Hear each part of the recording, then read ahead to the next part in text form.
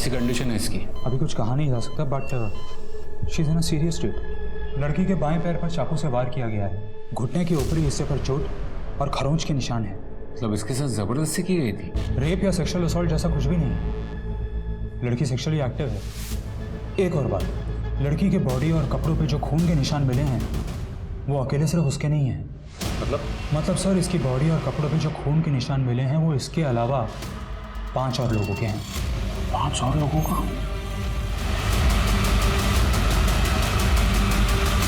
Sir वो लड़की जिस स्कूल यूनिफॉर्म में हमें मिली थी, ब्राइट कोलंबस स्कूल की यूनिफॉर्म, और स्कूल से पता चला कि उसका नाम प्रीति चौधरी है, उम्र 16 साल, 10th क्लास की स्टूडेंट। उस स्कूल से उसका एड्रेस मिला? जी sir, Patna up market area, Boring Road का एड्रेस। सर स्कूल से हमें उसके माँ बाप का फ़ोन नंबर भी मिला। मैंने दोनों नंबर पर ट्राई किया पर लगा नहीं। ठीक है, बस चलो चल के देखते हैं।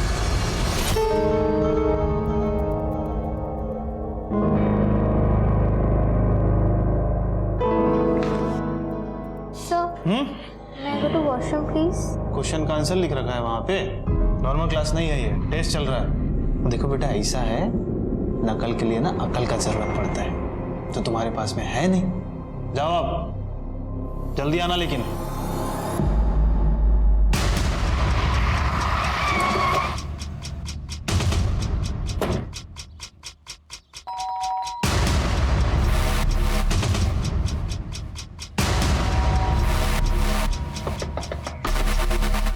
कोई है?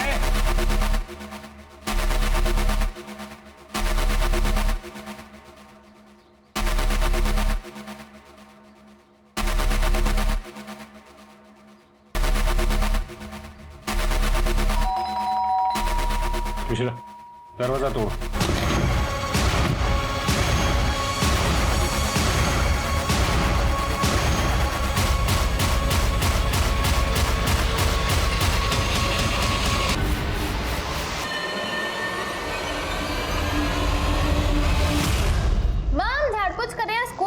हमको लेट हो रहा है स्कूल जाने में। जब आपको पता था कि इतनी तैयारी करनी है तो आपने रातों को छुट्टी क्यों दी?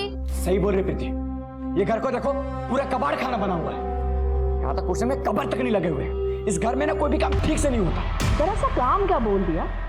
तुम दोनों भाई बहन तो तब से सुनाई जा रहे हो।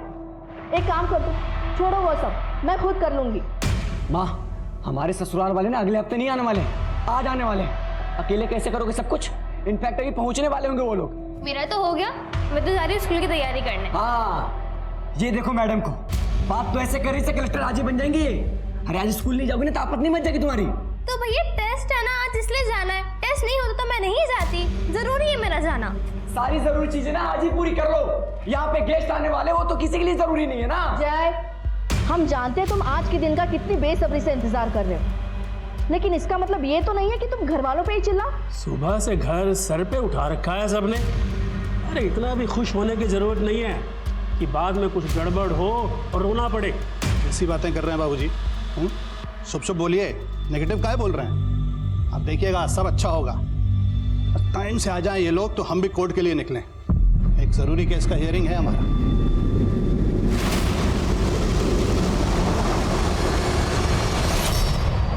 चारों की मौत चाकू के वार और खून बहने की वजह से हुई।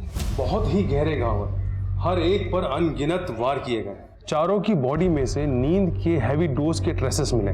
पॉसिबल है कि खाने में मिला के दिया गया, इसलिए शायद मर्डर के वक्त आसपास किसी को कोई आवाज नहीं सुनाई दी। लड़की के पास से जो चाकू मिला है, इन चारों का मर्डर उसी से हुआ है। पर अजीब बात यह है कि प्रीति के अलावा और किसी के फिंगरप्रिंट्स के निशान नहीं है उस पर। और एक और बात, प्रीति के कपड़ों पे से जो ब्लड सैंपल मिले हैं 5 लोगों के, 4 ब्लड सैंपल तो इनमें से मैच हो गए हैं, लेकिन 5वां बी नेगेटिव है। सर वो 5वां इंसान या तो विक्टिम होगा या तो खुद किलर होगा।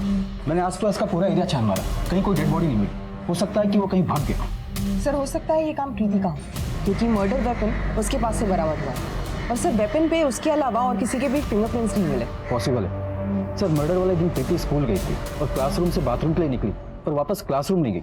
वहाँ पे सिक्योरिटी गार्ड का कहना है कि प्रीति ने अपने तबीयत का खराब होने का कारण बताया और स्कूल से घर चली गई थी। और हो सकता है कि ये चोरी या डकैती का मामला हो, जिसकी प्लानिंग काफी लंबे समय से चल रही।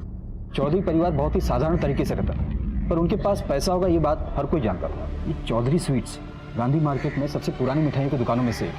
हालांकि ऑनलाइन बिजनेस की वजह से रेटिंग कम आ रही थी, पर फिर भी पूरे परिवार की बैंक डिटेल्स चेक करो, बैंक के लॉकर्स भी चेक करो और हर एक सर्विस प्रोवाइडर से भी पूछताछ करो। देखो कहीं कुछ सस्पिशियस मिलता है तो। जी सर। और सीमा, तुम सारे हॉस्पिटल्स को अलर्ट करो। उनसे कहो कि उनके यहाँ अगर कोई बी नेगेटिव ब्लड ग्रुप का पेशेंट आता है जिसे चाकू का घाव लगा हो तो हमें तुरंत अपडेट करें।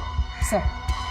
चौधरी परिवार पर किए गए अनगिनत चाकू के वार ये साफ साफ बताते हैं कि ये कोई छोटा मोटा चोर लुटेरा नहीं, बल्कि कोई ऐसा इंसान है जो उस परिवार से बहुत नफरत करता है।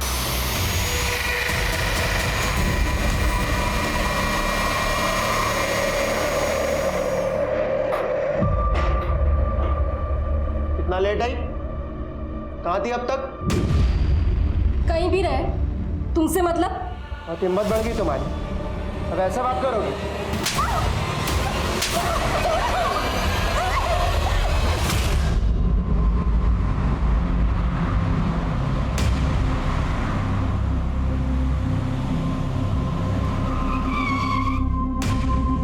मैं हल्का होने जा रहा हूँ, तुम भी चलोगे? ठीक है।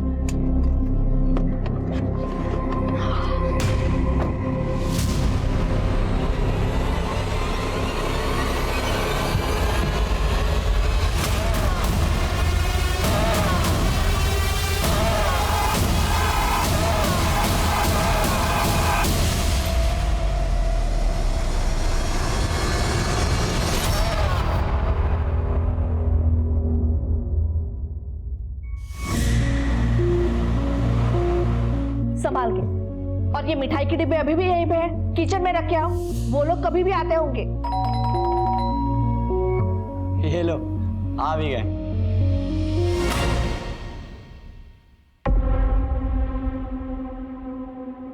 अब तुम और बाकी सब कहाँ हैं? वो सब नहीं आएंगे क्योंकि मैंने उन्हें मना किया।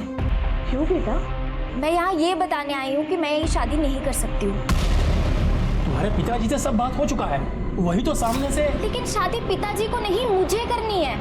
और मैं साफ और सीधे शब्दों में कह रही हूँ कि मैं जैसे शादी नहीं कर सकती हूँ, नहीं हो पाएगा मुझसे।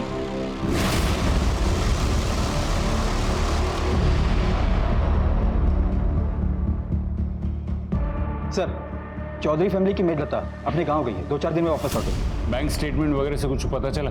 सर, मर्डर के 2 दिन पहले प्रीति के दादा धर्मेंद्र चौधरी ने बैंक से 30 लाख रुपए निकाले थे और मां नम्रता चौधरी ने 1 हफ्ते पहले बैंक के लॉकर को एक्सेस भी किया था। लेकिन घर से तो कोई कैश बरामद नहीं और इस घर में कोई फोर्स एंट्री के निशान भी नहीं मिले।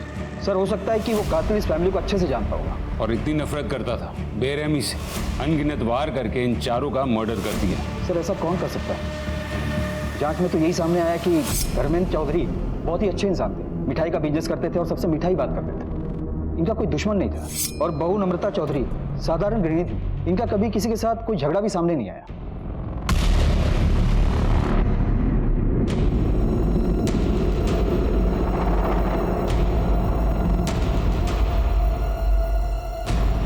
पर सर, ये राम स्वरूप बहुत ही तेज तर्रार आदमी था। अपने बाप का बिजनेस ज्वाइन करने के बजाय उसने एलएलबी की और वकील बना। और सर, जिस दिन मर्डर हुआ उस दिन कोर्ट में उसके केस की हियरिंग चल रही थी, जो कि काफी लंबे समय से चल रही थी। वकील? और ये कौन सा केस था जिसकी सुनवाई चल रही थी? जब तक तुम्हारे माँ बाप नहीं मिल जाते तुम यहाँ रह सकते हो। तुम टेंशन मत लो, मैं उन्हें जल्दी ढूंढूंगी। हमें वापस घर जाना है, अपने घर। विक्की को गोद लेकर बहुत बड़ी गलती कर दी है। पता नहीं किसका खून है। कितना कोशिश की है उसको अपना बेटा बनाकर सुधारने की। सोचा था बड़ा होगा सुधर जाएगा, लेकिन नहीं, और बिगड़ गया। ऊपर से मवाली लोगों के साथ दोस्ती भी कर ली। आप प्लीज हमें इस झमेले से बचा दीजिए। अब जिस एनजीओ ने कंप्लेंट किया है आप लोगों के खिलाफ, उनका कहना है कि बच्चे को मारने का कोशिश किए हैं आप, और जब नहीं कर पाए तो सुनसान जगह पर छोड़कर भाग गए। अगर ये सच होता तो वो खुद कॉल करके हमें क्यों बोलता कि उसे अब घर वापस आना है? हमारे पास रिकॉर्डिंग है, ये देखिए। सॉरी पापा, हमें माफ कर दीजिए, हमें घर वापस बुला लीजिए। हम घर वापस आना चाहते हैं पापा। अच्छा, माफी मांग रहा है, वापस आना चाहता है, तो काहे नहीं बुला लेते हैं उसको? अरे क्योंकि वो 1 नंबर का झूठा है। हमें विक्की नहीं चाहिए, आप प्लीज ये अडॉप्शन कैंसिल कर दीजिए। सर, रामस्वरूप के असिस्टेंट के मुताबिक जब विक्की को पता चला कि रामस्वरूप उसके माँ बाप का वकील है तो वो उसके ऑफिस गया और उसको धमकी भी दी थी। तो तुम हो हमारे माँ बाप के वकील। अब वो तुमको अपना बेटा ही नहीं मानते, क्या करिएगा? वो मानेंगे भी तो तुम नहीं मानने दोगे। पैसे जो चाहिए तुम्हें हम बता रहे हैं। अगर हमारे माँ बाप से हमें अलग किया ना, अच्छा नहीं होगा तुम्हारे लिए।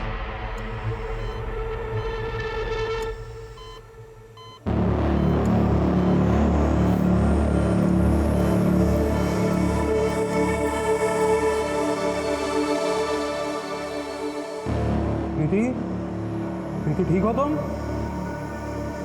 प्रीति सुन पा रही हो मुझे?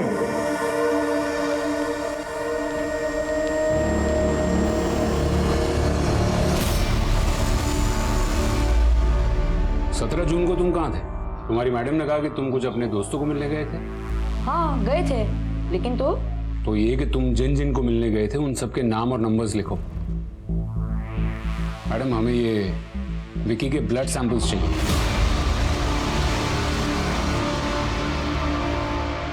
देखो हम तुम्हें मारना नहीं चाहते थे, गलती से लग गई, माफ कर दो हमें। हमने तुमसे निकाह किया, तुम्हारी भलाई के लिए किया, नहीं तो आज भी तुम पटना स्टेशन पर साफ सफाई कर रही होती। यही ना, तुम हमेशा अपनी कहानी सुनाते हो। तुमको मेरे बारे में कुछ पता है? जानते हो कि ये सब कब हुआ, कैसे हुआ? मुझे आज भी याद है। अगर मुझे उस आदमी के पास मदद के लिए नहीं भेजा गया होता तो आज वो दुनिया के लिए लोगों की मदद करता है, लेकिन हकीकत में वो ऐसी बातें थोड़ी बताई जाती है। देखो, और ये बात तो हम दोनों के बीच में ही रहेगी। मेरे पति को तो मैं बिल्कुल नहीं बताने वाली। क्या बता रही थी तुम? लेकिन उसे देख के तो ऐसे लगता नहीं है कि उसका किसी के साथ अफेयर होगा। किसके साथ? वो? अरे वो तो मन में कितना छोटा है। दूसरों की जिंदगी में झांकने से फुर्सत मिल जाए तो अपनी जिंदगी भी संभाल लेना। लोगों का काम है अफवाहें फैलाना। झूठ से किसी का भला नहीं हुआ है। झूठ बोलने से आपका तो भला हो रहा है ना। झूठ मूठ की चुगली करना 24 घंटे आपकी तरह किसी में कमी निकालने से तो बहुत अच्छा है। अमृता, हम सिर्फ गॉसिप कर रहे थे, आपकी तरह झूठ को पेशा नहीं बनाए हैं।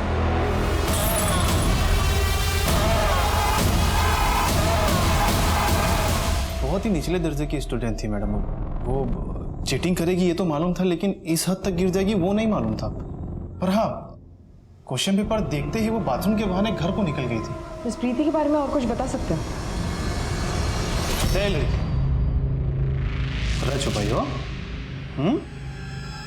कहाँ छुपाई हो पर्रा? अच्छा शर्ट में छिपाई हो है कि अच्छा जूता में छिपाई रही होगी? हाँ कहाँ? अच्छा बेल्ट में छुपाई होगी तुम पर्रा। दिखाओ दिखाओ दिखाओ। बाहर जाके सबको बताओगी नहीं ना? ठीक है, जाओ जाओ बताओ ना। नहीं तुमको सब एग्जाम में फेल कर दिया ना तो हमारा नाम बदल दो। और कुछ जानते हो इस प्रीति के बारे में? नहीं। इसका मतलब है एग्जाम खत्म होने से पहले ही 10:30 बजे प्रीति स्कूल से निकल गई थी। और क्योंकि उसके पास मोबाइल नहीं था इसलिए ये ट्रेस करना मुश्किल है कि वो स्कूल से सीधे घर गई थी या फिर कहीं और। सर ये प्रीति का भाई जय, उसके कॉल रिकॉर्ड से साफ पता चलता है कि मर्डर वाले दिन सुबह उसने एक नंबर पर कई कॉल्स किए हैं। सर और इंटरेस्टिंग बात यह है कि मर्डर वाले टाइम मतलब 12 बजे के आसपास इस नंबर की लोकेशन चौधरी के घर की। अच्छा, इसका ये नंबर? सर किसी स्मिता बंसल के नाम पर रजिस्टर्ड है। स्मिता बंसल? सर ये लगता है जो चौधरी परिवार के यहाँ थी। कितने साल से काम कर रही हो चौधरी परिवार के यहाँ? 2 साल से। जिस दिन मर्डर हुआ तुमने उसी दिन छुट्टी ली, क्यों? तुमको पहले से पता था कि कुछ होने वाला है? नहीं साहब, वो तो छुट्टी हमारी बीमार अम्मा के लिए ली थी, और ली भी कहाँ थी साहब, वो तो नम्रता मैडम खुद ही दिए थे जब उन्हें पता चला कि हमारी माँ को कैंसर हुआ है। मतलब तुमने छुट्टी मांगी नहीं थी, नम्रता ने जबरदस्ती तुमको दी? जी साहब। तुम 2 साल से उनके यहाँ काम कर रही थी ना, तो घर की चाबियां तो तुम्हारे पास होंगी ना? जी। और तुम्हें ये भी पता होगा कि घर में कैश और ज्वेलरी कब आती और कहाँ रखी जाती है। ये सब हमें कैसे पता हो सकता है साहब? ठीक है, ये तो पता होगा ना कि उस दिन कोई छुट्टी नहीं थी, ना ही कोई त्योहार था, फिर भी पूरा परिवार घर पर था। क्यों? जय बाबू है ना, उनकी दोबारा सगाई होने वाली थी, इसीलिए पूरा परिवार उस दिन घर पर ही था। दोबारा? जी साहब। मैं 14 साल की थी जब एक परिवार मुझे अपनी नौकरानी बनाकर साथ लेके गया था। वो मुझे रोज मारते पीटते थे। तभी किसी ने मुझे बताया कि मैं नाबालिग हूँ और एक आदमी है जो मुझे अपना हक दिलाने में मदद करेगा। मैं उस आदमी के पास पहुंच गई, लेकिन उस दरिंदे ने मेरी जिंदगी बर्बाद कर दी। तुम जो मुझे ये रोज मारते पीटते हो ना, लेकिन उस तकलीफ के सामने ये तकलीफ कुछ भी नहीं है।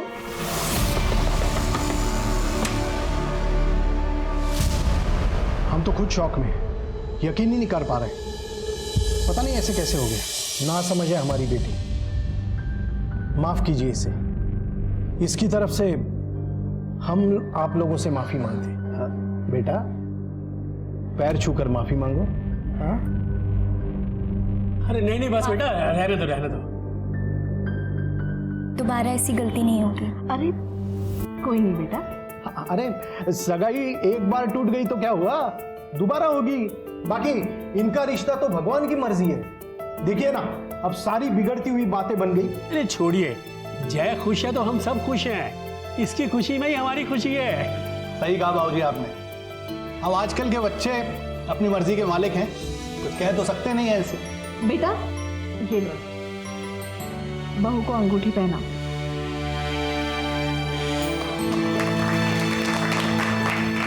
अरे बधाई हो।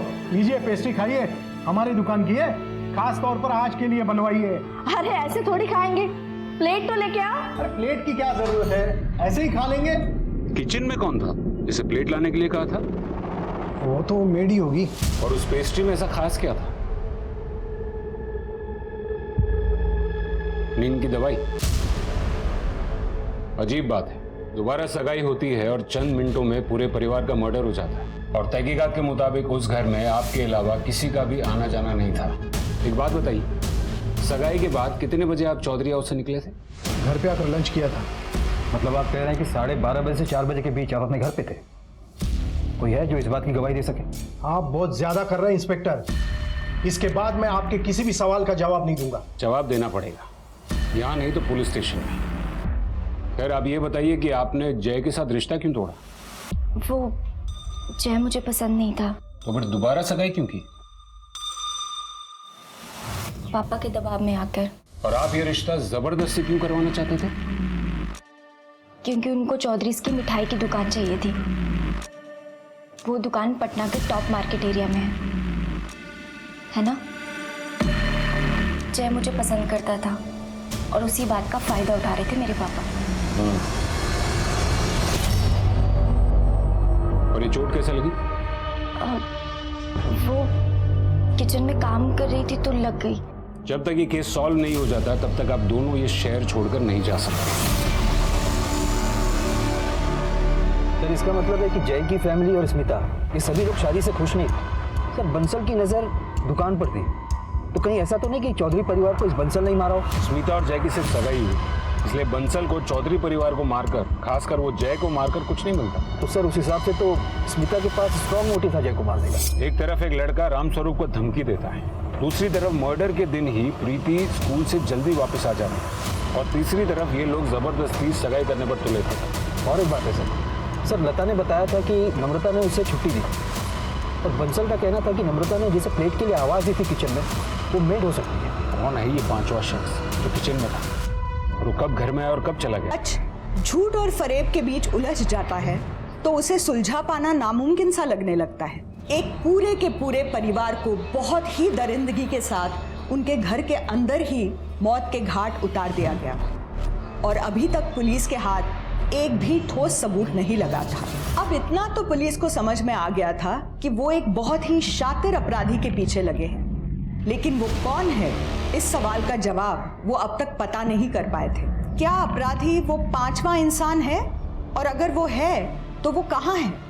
और असली सवाल तो ये था कि वो इंसान जिंदा भी है या मर चुका है।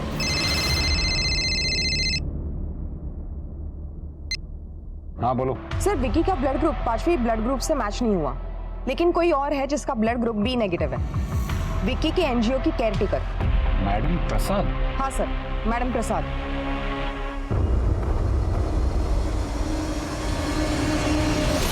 मुझे पता था तुम यहीं मिलोगी। आज स्कूल क्यों नहीं आई? तुम्हें पता भी आज हमारे साथ क्या हुआ स्कूल में? और तुम यहाँ बैठ के हमारा मजाक उड़ा रहे हो। तुम हमारे दोस्त कैसे कैसे कर सकते हो? अरे यार क्यों गले पड़ रही हो? और हमने कब कहा कि हम तुम्हारे दोस्त हैं? अजीब चेप लड़की आ रही है।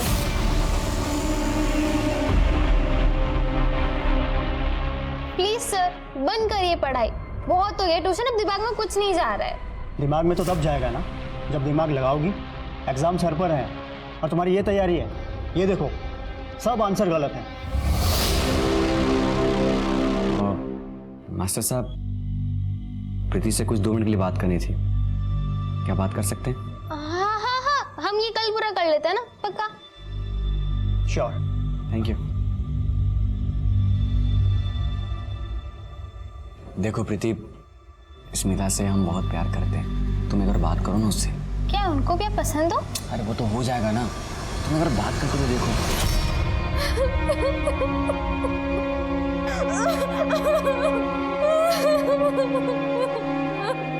हम समझते हैं कि भैया आपके मुकाबले दिखने में तो खास नहीं, पर वो बहुत अच्छे हैं और वो आपसे प्यार भी बहुत करते हैं। हम आपके जितने अमीर तो नहीं है, पर हमारे पास एक स्वीट की दुकान है गांधी मैदान एरिया में, वो बहुत अच्छी चल रही है। और भैया ने तो बिजनेस एक्सपांड करने का भी सोचा है आप दोनों के फ्यूचर के लिए। वो सच में आपसे बहुत प्यार करते हैं, पर आप एक बार भैया से मिलो, उनसे बात करो ना प्लीज। देखते हैं। ओके।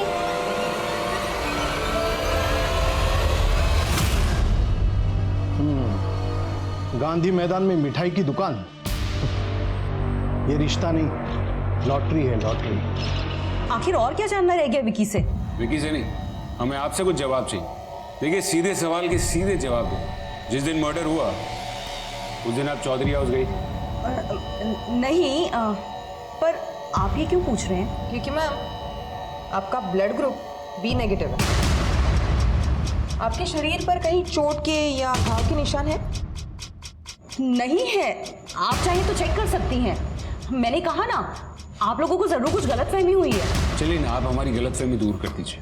चलिए बताइए, राम स्वरूप जी के साथ आपका सिर्फ प्रोफेशनल इंटरेस्ट है या फिर कोई और रिश्ता भी है?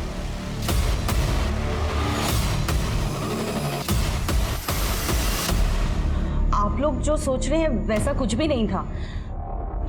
बात सिर्फ इतनी है कि राम स्वरूप जी की अपनी पत्नी और पिता से कुछ खास बनती नहीं थी, और वो एक दोस्त ढूंढ रहे थे अपनी दिल की बात जिससे वो शेयर कर सके, और मुझ में उन्हें वो दोस्त मिल गया। बस इससे ज्यादा और कुछ भी नहीं। ठीक है, आप लोग जा सकते हैं। ये राम स्वरूप चौधरी और नम्रता चौधरी दोनों की डिटेल्स दिखा। मैं देखना चाहता हूँ कि ये राम स्वरूप की अपने पिता से और अपनी बीवी से किस हद तक नहीं बनती, और इन दोनों पे नजर रखो। और एक काम करो। सर लता झूठ बोल रही थी, मैंने पता किया, उसकी माँ गांव में तो है पर बीमार नहीं है। जानू जानू, सुनो ना। क्या चाहते हो तुम? क्यों रोज रोज परेशान करने आ जाते हो? चल निकल, चल निकल। साले फिर से यहाँ दिखा ना, रेल की पटरी के नीचे फेंक दूंगा, समझा?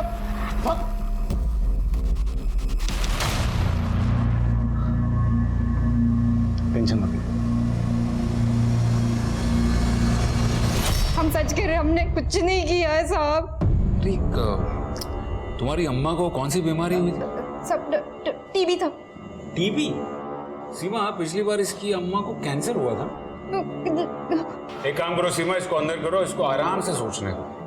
चलो सब वो बीमारी का बहाना तो इसलिए किया था कि हमको कौन झमेले में नहीं पड़ना था सब। झमेले में तो तुम पड़ चुकी हो, बहुत बड़े झमेले। लेके जाओ इसको अंदर। नहीं साहब, गलती होगी साहब, माफ कर दीजिए साहब। नहीं मैडम, माफ कर दीजिए।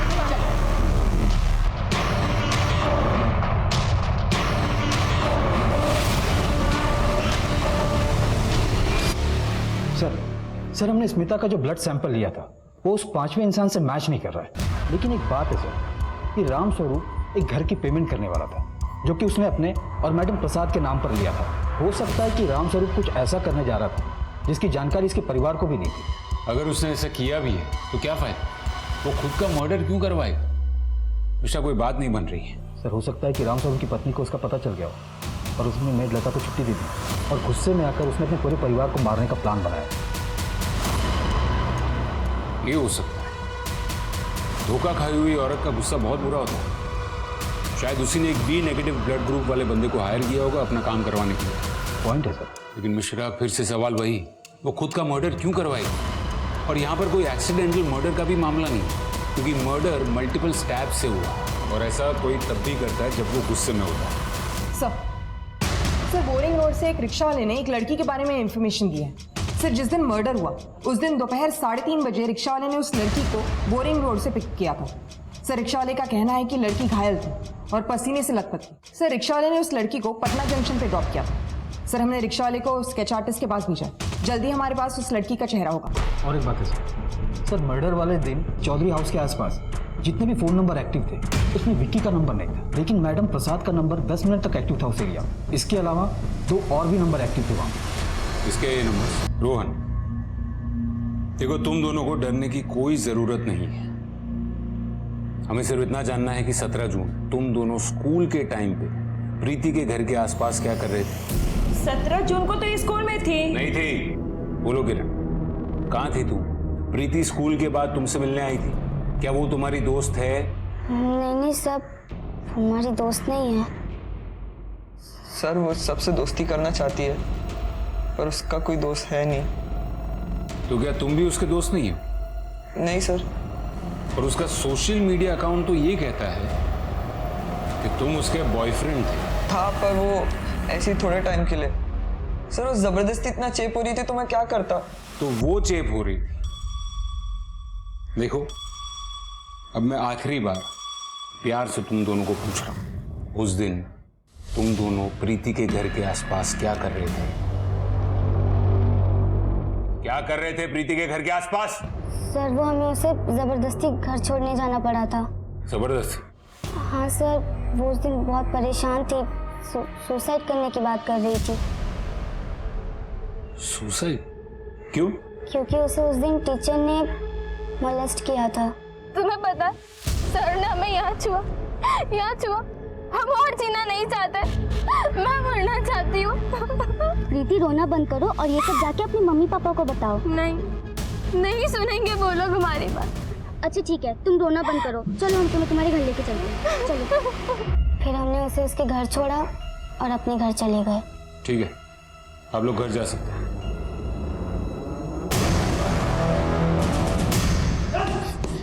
सर हमने कुछ नहीं किया सर हमारी बात तो सुनिए सर, उस रिक्शा वाले ने जिस लड़की का स्केच बनवाया है उस लड़की को पटना जंक्शन पे कुछ लोगों ने पहचाना है। सर, उसका नाम जोया खातून है और जुवेनाइल अपराधी के रूप में उसका पुलिस रिकॉर्ड भी है। सर, वो एक फैमिली के साथ गया में रहती थी। सर, 5 साल पहले उसी फैमिली को जिंदा जलाने के केस में उसे अरेस्ट किया था। बुलवाओ उसको। सर। जोया, जोया, जोया, जोया, जोया, जोया,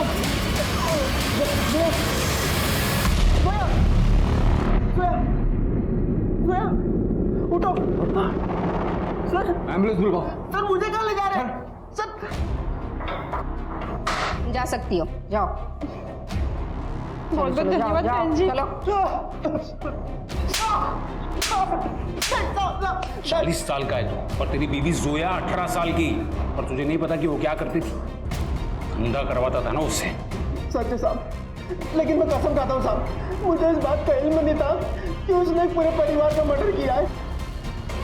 चलिए बता, इनमें से किसी को भी तूने जोया के साथ देखा था? किसी को तू जानता है? नहीं साहब, नहीं।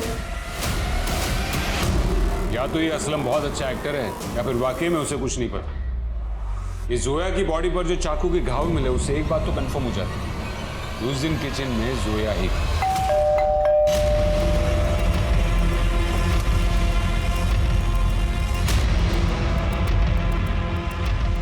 माँ, कोई लड़की आई है।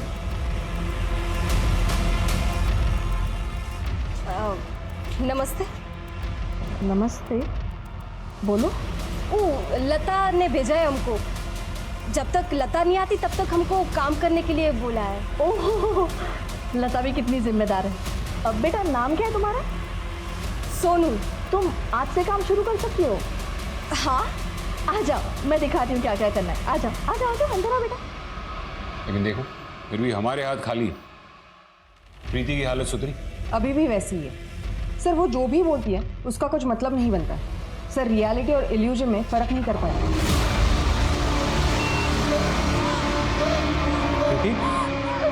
प्रीति, what happened? Are you okay? लाल रंग, लाल हर जगह लाल, सब कुछ लाल, खून ही खून, लाल खून।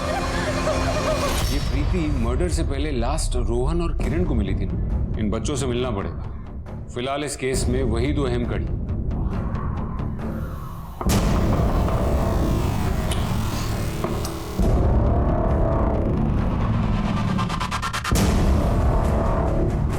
अच्छा, तुम दोनों यही मिल गए?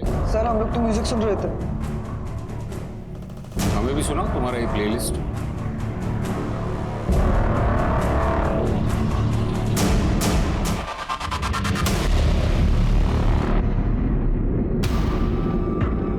अच्छा होगा कि तुम दोनों अपने माँ बाप को बुला लो। हम एक बार फिर से तुमसे पूछ रहे हैं, उस दिन प्रीति को छोड़ने गए थे तब क्या हुआ था? तुम प्रीति को घर के बाहर छोड़कर ही चले गए थे? नहीं सर, हम उसके घर गए थे सर। उसने हमें थोड़ी देर के लिए रुकने के लिए कहा तो हम कुछ आधा घंटे वहाँ थे। हम सब ने मिलकर म्यूजिक सुना। मतलब उसी दौरान तुम्हारे हेडफोन का स्पंज वहाँ गिर गया? फिर पता नहीं अचानक से उसे क्या हुआ। उसने हमसे कहा कि उसके घर मेहमान आए हुए हैं और उन्हें उनसे मिलना है, इसलिए हमें घर जाना होगा, तो हम आ गए। झूठ! तुम वहां से गए नहीं, वहीं रुके और एक के बाद एक सबका मर्डर कर दिया। नहीं सर सर सर हमने ऐसा कुछ नहीं किया सर। कुछ नहीं किया तो ये बात हमसे उस दिन छुपाई क्यों? सर क्योंकि हम डर गए थे उसकी फैमिली के मर्डर के बारे में सुन के, इसलिए वो बात हमने आपसे छुपाई सर। पुलिस ने किरण और रोहन दोनों से सख्ती से पूछताछ की, पर दोनों ही अपने बयान पर अड़े रहे। चौधरी परिवार हत्याकांड केस अब एक डेड एंड पर पहुंच चुका था। हत्याकांड को लगभग 6 महीने गुजर चुके थे। प्रीति की हालत सुधरने पर उसको भी हॉस्पिटल से डिस्चार्ज कर दिया गया था।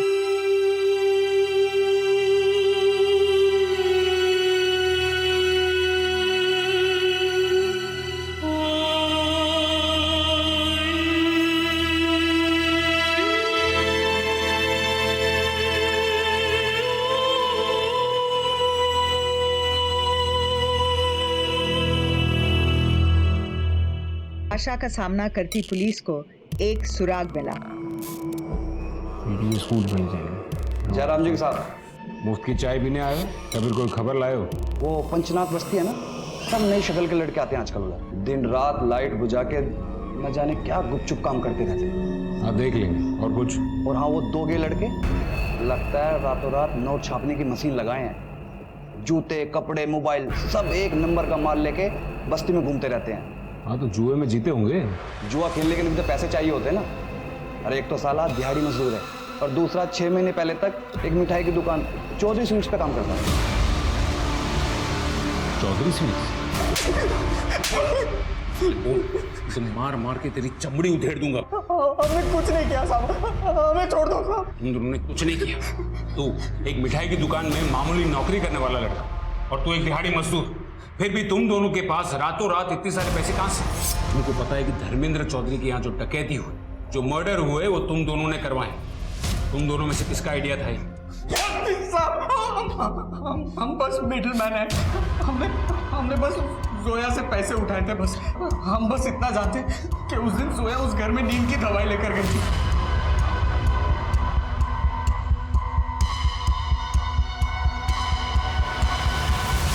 बस बस बस, रोज कोर्ट जाने के लिए हमको लेट हो जाता। पापा कम से कम आज के दिन तो गुस्सा मत करो। आज मैं बहुत ही खुश हूँ। खुश हो ये अच्छी बात है, लेकिन शादी करना मतलब सिर्फ घूमना फिरना नहीं होता। उसकी मान सम्मान की जिम्मेदारी भी तुम्हारी ही है। मम्मी, अब हमसे और नहीं खाया जाएगा। हमारी तबीयत ठीक नहीं लगे, हम अपने कमरे में जाए। अरे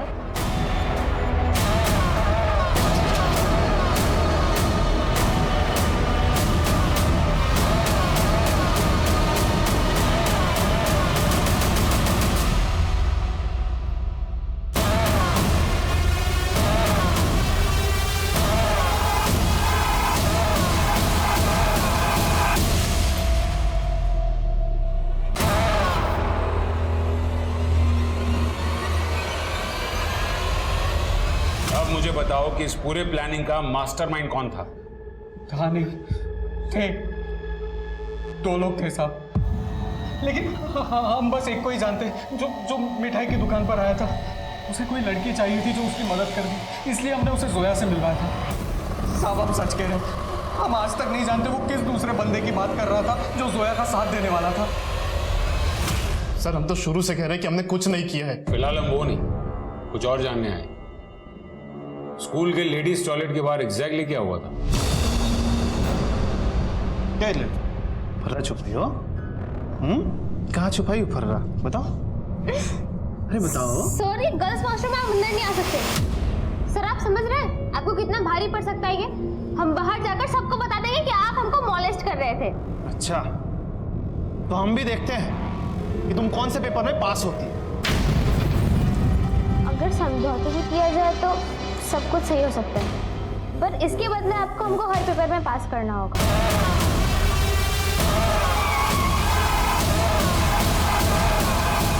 वाह बेटा, स्कूल बहुत ही पढ़ा, बाकी पढ़ाई जेल में।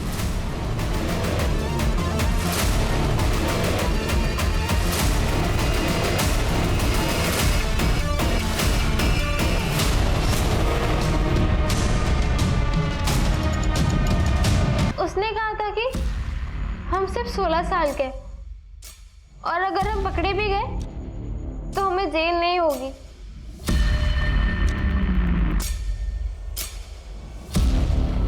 क्यों मारा तुमने अपने परिवार को? वो तुम्हें टॉर्चर करते थे, परेशान करते थे। हमारे घर में ना सब लोग खाली प्यार मोहब्बत की बातें करते थे, कोई नहीं समझता था प्यार को। सब कौन? एग्जाम सर पर है और तुम्हारी ये तैयारी है, ये देखो सब आंसर गलत हैं।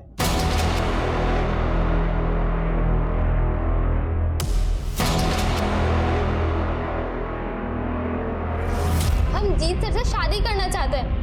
हम जानते हैं हम नाबालिग है, पर आपसे हमारी सगाई तो करा ही सकते हैं ना। फालतू का बात हमारे सामने नहीं करना दोबारा। आज बोली हो फिर नहीं बोलना। जय भैया, आप तो इन्हें समझा सकते हैं ना। आप तो जानते हैं ना प्यार को, फीलिंग्स को कैसे समझता है।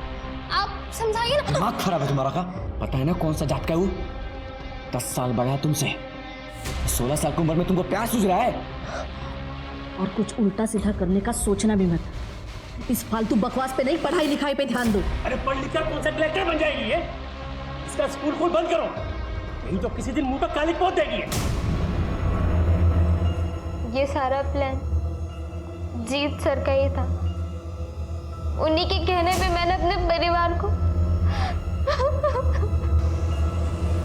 16 साल की बच्ची के साथ शारीरिक संबंध बनाए तुमने। एक बात याद रखना, उस पर सिर्फ मर्डर का नहीं, रेप का भी चार्ज लगेगा। बच्ची अकेली थी, कोई दोस्त नहीं था उसका, अमीर परिवार की थी।